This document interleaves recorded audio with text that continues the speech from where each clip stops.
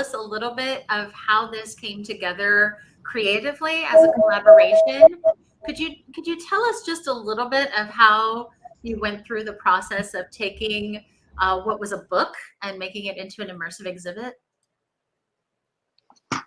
Um, Initially, the thing that got me to working on this was the story, because story was related with the transformation for the world, but not just general transformation, but personal transformation, and transformation through struggles maybe, and maybe trauma too. So that was a big part of the idea of why are we doing this, and then the characters were already created and story too.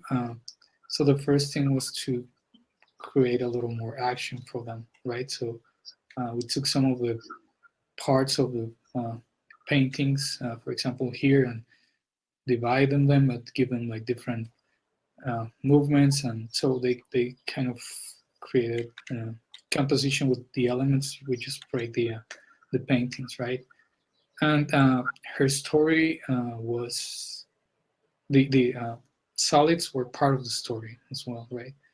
So the next step was just finding textures for it, and she Adele and her husband, they had a few pieces that were made with water paintings, right? A technique that it's more like fluid. So we realized that that was a good texture for everything. And when we were like putting everything together, it kind of worked because, of course, she's a great artist, and but the kind of paintings that she creates is really a fluid one, so it kind of worked together. And then we also include some of the ideas of spherical thinking and Buckminster Fuller ideas of structures, so we kind of mix that. So these shapes are based on those solids, but not are expressed in a way that it's more organic, right? More related with actual organic stuff, and also the way that these tensions work in these geometries, right? So it was a great mix, and that was something that was learned through the process of the cohort too. And at the end part of this, Stropic came in, which was great because he has a lot of understanding of these elements of geometry, and through his music, he kind of expressed that too. So we kind of put everything together, and it worked magically. That's really how it happened. It's just uh, the we were thinking and talking about the same elements, and also we saw that it's not the only project that had this kind of symbols. It's a universal thing, right? It's present in different cultures. The shapes are understood in different ways, so it was really not difficult to find meaning between those things. And then um, we went to the process of create the animation, which was pretty much just an extension of the book. And yeah, I think that the part that changed was that we moved the story to more intergalactic scenario, right? Mhm. And try to give a little more essence of global community to it.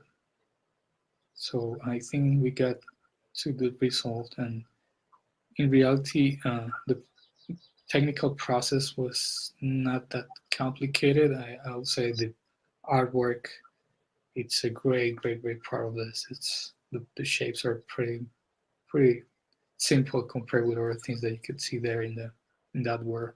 It was just the merging of the shapes and the organic textures. Right, because you're dealing with a 3D model, and then you've got this animated element in the center, which you built separately. I would take it in Blender or something along those lines. Yes, it was Yeah, the just the animated image. centerpiece. And Della, could you tell us what is it like to see the book and the art in this form? I think Della may have dropped by accident. Uh-oh, Yeah, I forces suspect of the that did interwebs. happen. And let me could, see. I think I can bring her back in, and Very that will good. make it a lot easier for her to participate. Sorry about that, That was my Della. fault. Yeah, it was totally like a dream come true to see this happen in an animation. I have had animated dreams for decades, and I have dreams and I wake up and I see a whole animated film. So to actually see one of my stories become an animation was just like, as I say, a dream come true. I have the, I guess it's just a wonderful thing that my mother was an artist and she taught me how to paint with the elements. So we paint, my husband and I both use the techniques, painting with plants, painting with ice, painting with snow, painting with water, painting with, the wind. And so all of those ways of painting, like this painting is actually one of my husband's painting that was done with a painting that we were taught called ocean painting, and it creates the feeling of water and space because of the way that it's done. But I've done that all my life, and those paintings, all of a sudden, with Julian's help, they became an integral part of. They're on the geometric forms, but they give an essence of the elements, right? Because this painting, when you see this painting, it looks like outer space actually. And so it was exciting to be able to have those paintings be used. Buckminster Fuller, of course, has had a great influence in my life, and from a very early age. And so I used Buckminster Fuller's quotes in the book of Star Galaxy. For instance, with the transformation storyteller, is his quote about the butterflies. He says, "There's nothing in a caterpillar to say it will become a butterfly." Well, each one of the storytellers is also connected to something that Buckminster Fuller quoted and said and believed. For instance, this one, which is representing peace, and it was Buckminster's quote about we should not use our technology for weaponry, but for livingry. This is actually what this peace storyteller also says in taking peace action. So there's many things involved. It's yeah, it evolved over a time period, but Julian just picked it up like this. So it's really beautiful. Yeah. I heard that Elsa it was like a dream to see these things. For me, it was also a dream to be able to use those skills to bring story that could create some change. That's something that I Right. will say it's really valuable for me too. Yeah. Well, I am struck with the dynamism and the organic nature of these pieces in particular. They're just, the texture is so rich. You can feel like you can touch it. Like it's just a beautiful contrast to everything else that's, sort of glossy and digital looking. And then you have this, very high touch, high organic kind of experience next to it. So I love that contrast as a way to think about our relationship between nature and the digital world, and to help people maybe rethink how they want to play with these things in their own creative work.